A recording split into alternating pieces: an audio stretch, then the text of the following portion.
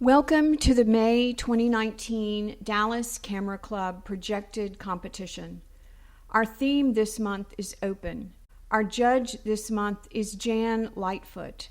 Her background in her own words, quote, "I remember distinctly when my love of photography became an enduring passion. I was in the 4th grade with my Brownie camera during a field trip to a California mission. Retired after 18 years of self-employment, photography continues to fascinate me and is what drives me to seek adventures far and near. I have always been involved with photography in one form or another. I joined the Idaho Statesman newspaper photography staff and also worked in custom color printing labs. Later on, I became a certified photographic counselor. I also taught photography classes and conducted field trips. In 2012, I had my first solo gallery showing and have received numerous awards through competitions and juried shows. My images tend to reflect a long association with classic and traditional compositions, having adopted a less is more vision. I try to incorporate this philosophy in everything I shoot, searching for the essence of the subject, that nuance or gesture that is not always obvious, and in doing so to create that connection with the viewer that touches them on an emotional level. Beginners projected. Abandoned. Contrast, color, and texture in the wagon itself are very nice.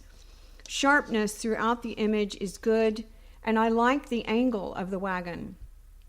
My feeling is that the wagon is cropped a little too tightly, and I'd like to see a bit more of the environment around it. The left side of the image feels heavy and off balance when compared to the right side. A tough shot because the light is good on the wagon, but the tree and the busy background make it hard to achieve the right composition. Things she left behind. There is a story here, and it reflects a feeling of loss or being discarded. The image has muted colors, which enhances the mood. My eye immediately goes to the beads in the dumpster, and that is where the heart of the story lies. But I feel they are lost in everything else around them. I would like to see this image cropped from the top so that the beads are placed on the upper left PowerPoint and the white piece of wood on the left is gone. The chair helps to lead my eye to the beads, and I feel part of it should remain after cropping the pieces of wood on the bottom right. I know it seems like a pretty severe crop, but I feel that the best way to have an emotional connection with your viewer is to keep your vision simple and uncluttered. Altar. May best be described as a still life or as a detail shot with the dominant feature being the gold stand bathed in light. Searching for these kinds of lighting opportunities is what photography is all about. There is much detail in the image, and although the golden stand is the focal point, it blends into the other elements. The stand is directly in the center of the frame, which causes it to feel static. I would like to see this image cropped vertically, with the left side coming down to include the 2 white vases. On the right side, keep the reflected light on the floor and crop down to make the light inside the frame. I think it might be helpful to lighten the shadows as well. It's important to make a decision on what needs to be prominent and what needs to be left out. Uh-oh, Here Comes Trouble by Lola Laird. The composition is well balanced. The aspect ratio was a good choice to emphasize just the gorillas. I wouldn't change anything about the composition, but when zooming into this image, I notice a bluish-green cast on the 3 gorillas. This can be remedied in post-processing. I would consider cloning out the window in the background in Photoshop. When photographing in a zoo environment, it's good to remember that excellent portraits and candid photographs can be made without the inclusion of man-made features.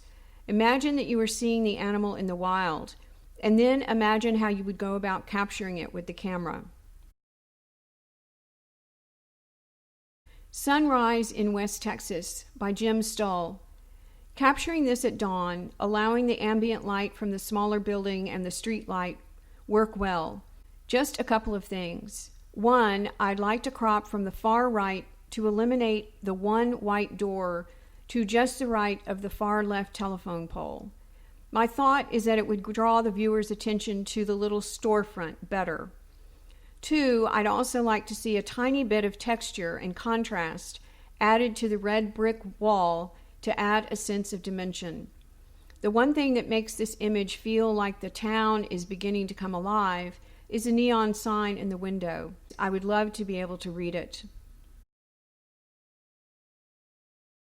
The Birds by Joanne Sidlowski. The image has good graphic quality. I would also think about bringing more detail out in the birds if it works to remove the shadow detail without creating too much noise. Bring the highlights down and the shadows up. The top 4 wires of birds have a slight thin curve that is pleasing, but the heavy, very straight bottom wire isn't as appealing, and I might consider removing it in Photoshop. That the photographer saw the potential of the graphic quality in this image is an indication that it is worthwhile to train your eye to find even more like it. Millie Chilling by Joe Hopper. The eyes are sharp and expressive. Sharp eyes are the one most important aspect of any portrait. Good use of depth of field and good exposure. You have a neutral, blurred background with no distractions. Everything has come together well, even her paws, which are well placed in the frame. There's really nothing I could suggest that might be improved, except perhaps to add a slightly dark vignette. Very nice portrait. Advanced Projected. Feeding Birds by Aaron Lesher. It's always good to present a connection somehow between subjects, and the birds definitely have her attention. I'm going to assume this was taken with a wide-angle lens because of the distorted angles and the skewed horizon. It is possible to straighten the horizon and to correct distortion in most cases. The little girl is so close to the edge of the frame that a correction will affect how she looks. When we look at the horizons that are leaning unnaturally, we tend to feel off balance. Be mindful of distortion, especially when getting in close to your subjects. I'm Sorry by Virginia Sumrall. There is an engaging connection between this woman and the little boy. I can only assume that the title is correct and the little boy is apologizing for something, yet it is not obvious for what. I like seeing the connection that is going on, but the story itself feels vague. Chrome Dome by Delise Foglia. The subject has interest and good texture, and it's well exposed.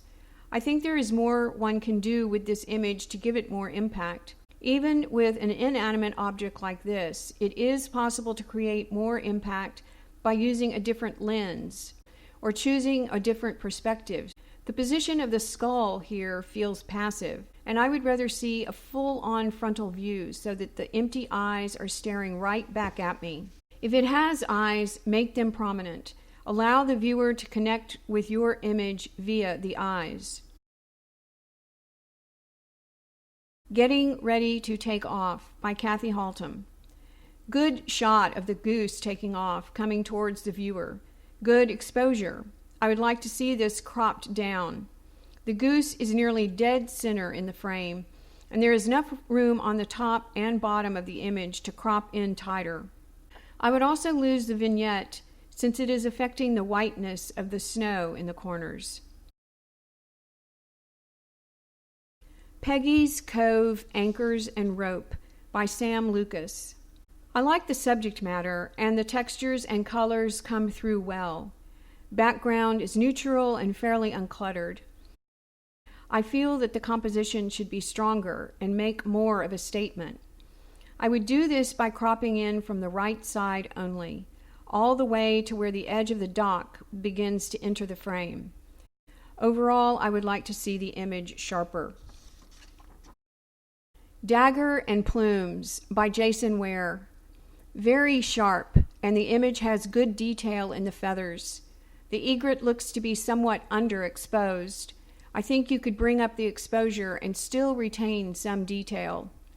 The black background feels devoid of life to me, and I would prefer to see a bit of the environment.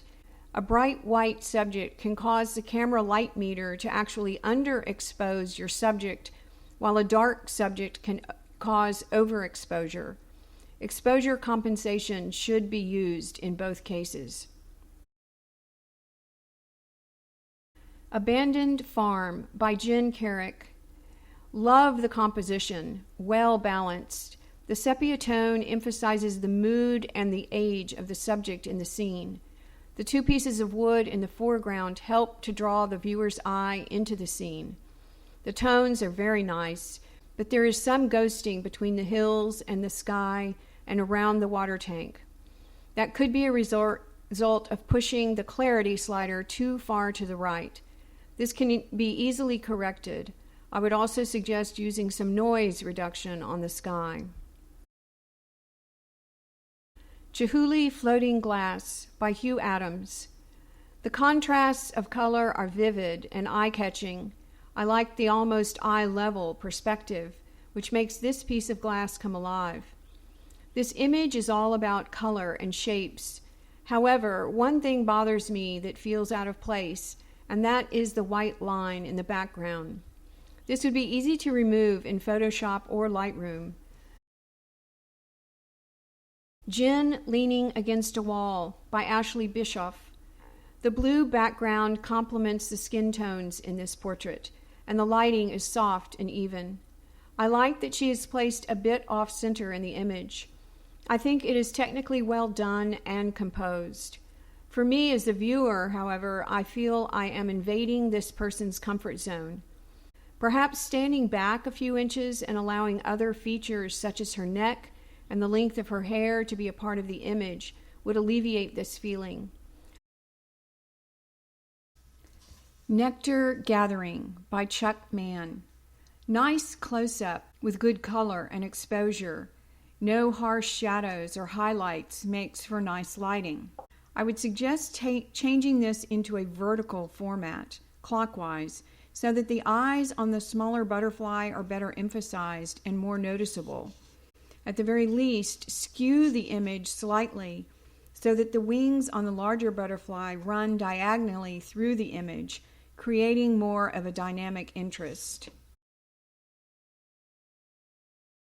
Ducks at Bosque dell'Apache by Don Haig. Late afternoon lighting and blurred background highlight the ducks. I might consider cropping the last two ducks out of the image simply because they are the two blurriest ducks in the image. I don't think they add any value to the image. Although a difficult task sometimes, an ideal shot of birds in flight would be based on the separation of birds, as long as you are photographing a small group, such as 5 to 7 birds. Portrait Demoiselle Crane by Susan Kindley. This image has a strong graphic appeal to it because of the blacks and whites, the bright red eye, and the curvature of the bird's neck. Nicely exposed. There is a lot of empty space on the left side of the image, which puts the eye of the bird dead center between the left and right side of the frame. I would change the crop to a 2:3 ratio and place the eye on the upper left power point in the grid. The eye is not as sharp as I would like it to be, and you might try sharpening it locally. Rusted Cars and Blue Skies by David Boomstein. Good composition, well exposed, and subjects well placed within the frame. I wouldn't change anything with the composition. I think it stands on its own. Close enough to find interest in the front vehicle and a line of piled up cars to show the surrounding environment. My only issue here is with the sky. The blue feels slightly overprocessed to me, and there are a couple of little spots that could easily be cloned out. Beauty and the Beast by Heighten Thakor. Well composed, simple, and uncluttered. An interesting conceptual contrast between the softness of the flower and the spiky cactus needles. Good use of the rule of thirds. I think a very soft vignette would be the only thing I would add. A dark vignette, not white, just to bring a bit more attention to the bloom. Fort Worth Water Garden by Steve Morris.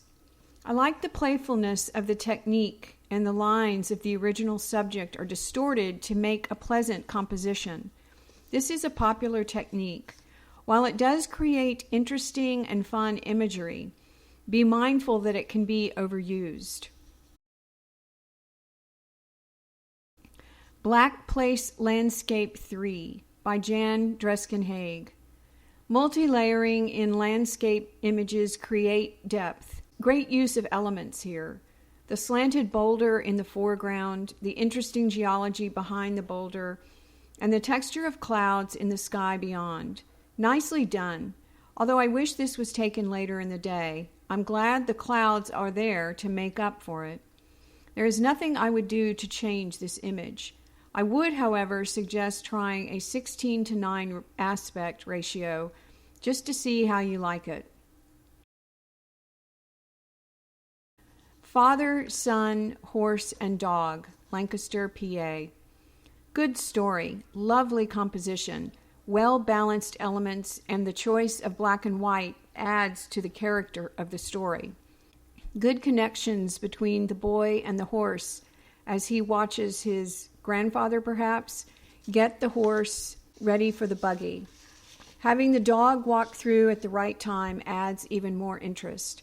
I wish the image was sharper. That is the only issue I have with this scene. Nicely done.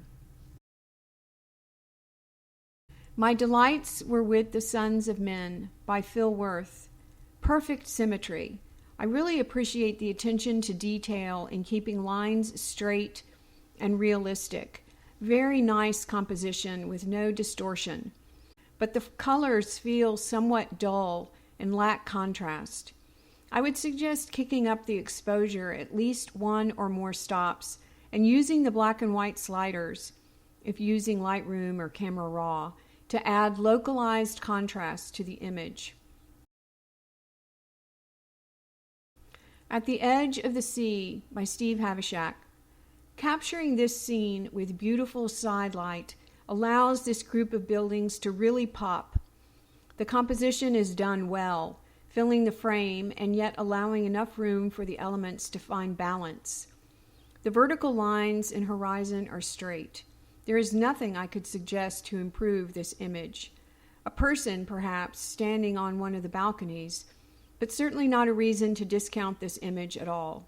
For me, it's all about the light. Spoonbill by Larry Golden. Beautifully captured, and I love the creative result in the choice of shallow depth of field. This has artistic appeal and a lovely color palette, and I would even say that it's a successful break from the rule of thirds. Remove the very tiny white speck near the center of the image. Although tiny, it becomes a big distraction when you first look at the image.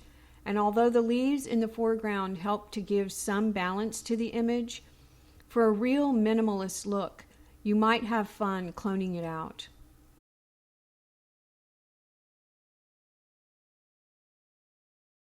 Masters Projected.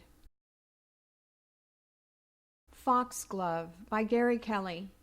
Interesting point of view where the viewer is able to see directly into the flower. Two things. One is that the image is a little underexposed. I'd like to see the colors pop more. Two, the blooms are centered in the middle of the frame within a square crop. It feels very static to me. I would suggest cropping off more from the left, enough to allow the blooms to lean to the right, and then crop a little less off the right. The blue areas draw my attention away from the blooms. Backgrounds can make or break a good photograph. Aged and Weathered by Jim Walsh. Good exposure, sharp subjects, a non-conventional composition. If I were to see this image without reading the title, I might be confused as to what I should be looking at. The rock in the center or the tree branches. My eye goes back and forth between the two tree branches. I do see a picture in a picture here, though. I would suggest cropping from the right all the way to the right of the rock and cropping down from the top to just above the tallest branch. Always look for a picture within a picture, and you might find a better way to photograph the subject. Golden Time by Tina Ames. The leading line of this country road gives the image scale and perspective while taking your eye into the horizon. The late afternoon light deepens the colors and creates nice shadows. Maybe because of the warm late afternoon light, one is lulled into thinking that the yellow cast should be there. What often happens is that it affects the blues in the skies, and they start to look smoggy and hazy. My eye is also drawn to the upper left, where all detail in the sky is lost. I'm not a big fan of HDR, but here I might have used the technique to extend the dynamic range of the camera in order to capture maximum detail in the scene.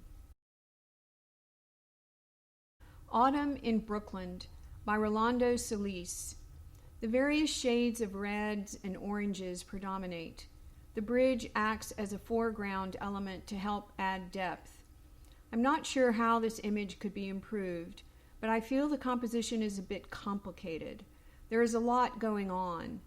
I think the maker made the best of a difficult situation, perhaps less blurry tree on the right. Why They Call Them Arteries by Steve Reeves. Vertical lines tend to create stronger, more dynamic images. The title, Arteries, is a good analogy for busy highways and light trails. This image looks like it might be rush hour. I would bring out more detail in the shadowed areas just to let the eye wander around a little more. Evening Light by Sunil Mehta. I like the intimate scene of these black-lit, wispy grasses set against this beautiful color palette. The blue of the sky in the upper right is distracting and feels out of place, but you could crop this as a vertical, lose the sky, and still have a very nice composition. Rio Grande River by Aaron Reeves. Most likely photographed with an infrared filter or camera, they make for striking black and white landscape images. I like using the river as a leading line. This is a good, peaceful image, but there is a lot of sky. I would not be afraid to crop this down using a 16:10 or 16:9 aspect ratio. I think you would find that it actually helps to bring the detail in the image closer into view. Increase the exposure a bit and add a little contrast. Minor note, lose the little twig coming up from nowhere on the bottom. Close Quarters by Alan Whiteside. Great depth of field. All the boat numbers are sharp. I like the second boat in from the front being different from all the others to break up the pattern. There is a heavy yellow-red cast that makes the whites look dull. Adjusting the temperature sliders and adding some localized contrast would help this image pop. Using the white balance selector is a good way to find the correct white balance in an image. Even using auto will get you to a point where you can make finer adjustments to color correction. Superheroes in Stockholm by Larry Petterborg. This is a wonderful example of street photography and well composed. In post, make those superheroes more prominent by reducing the shadows behind the window. Use some localized adjustments on them, especially Spider-Man, and make them pop. Crop a bit off the right edge of the frame to where the red sticker is in the window. lose a bit of the yellow cast. Dusk at the Golden Gate Bridge by Michael Blakely. The Golden Gate can be tricky to compose right depending on the type of lens used. This is a lovely composition. I would think about giving this a half stop or more exposure and add a little contrast.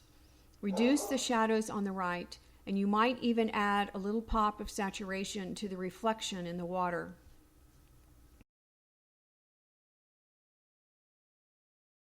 Rhode Island State House by Shelley Vandergrift. Perhaps another infrared image converted to a selenium blue. I love the effect it has on the State House and in the clouds. A nice end result. The entire building is leaning to the left. Just a slight correction in post-processing would take care of it. Also harder to see is the slight ghosting around the dome, which is also an easy correction. Enter That Way by Steve Donovan. Straight lines, interesting color palette, simple statement story. I would not change anything about the composition, even though the direction that the cactus plant is pointing takes the eye out of the picture. My guess is that the wall on the right could become very distracting if there was more of it in the image. Good call. Goose in the Wildflowers by Kay Hargis. The strength of this image is in that the goose is settled into a good setting, with colorful flowers in the foreground and background. Very sharp, with muted colors due to an overcast sky and good depth of field. For a goose portrait, it's one of the nicer goose pictures I've seen. I wouldn't change it in any way. Marwick Contemplations by Sharon Collins. Great composition and story. It is compelling enough for me to want to be there. Great exposure with good cloud detail. I would pull back on the yellow slider a little. I would like to see the grass and the rocks with cooler, more natural tones.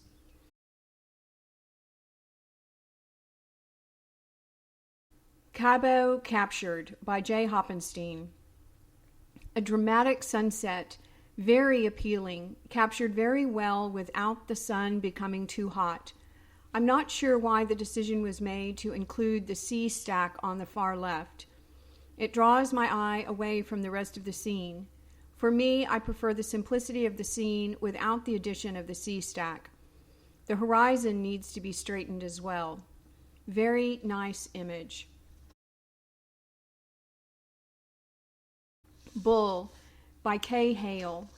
I like the mood created by the fog, and the elements are placed well in the image. A classic rule of thirds composition. Nice foreground with the wildflowers in good focus. I think it is great that you use the bull as part of your composition instead of trying to make it all about him. Not a lot, I would suggest, other than cloning out the distant telephone pole above the fence. Flaps Down by Michael Farnham.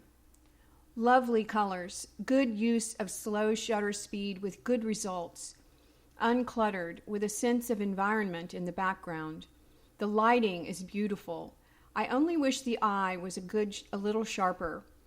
There are two camps in the slow shutter speed world when it comes to panning. One says a point of sharpness isn't necessary when using a slow shutter speed for sports and wildlife, etc. The other says the image has to have a point of sharpness somewhere to be a good image. Totally subjective, and I think it depends on the image. In this case, because the eye is nearly sharp already, I would help it along to get sharper.